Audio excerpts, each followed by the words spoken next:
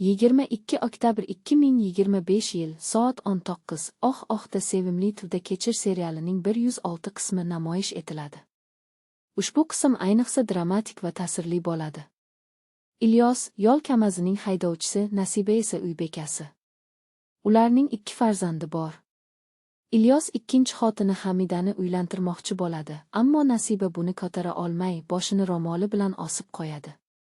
Ilyosning to'yga olib kelgan bozor sovg'asi esa kutilmaganda uning xotirasiga xizmat qiladi. 3 kundan so'ng kelinning uyida Nasibaning kundaligi topiladi. Unda u har kunini, dardlarini va qiynalishlarini batafsil bayon qiladi.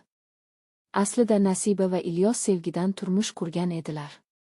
Nasiba uning barcha xatti-harakatlarini sevgisi sababli chidab kelardi, lekin so'nggi qadam uning chidashini buzdi.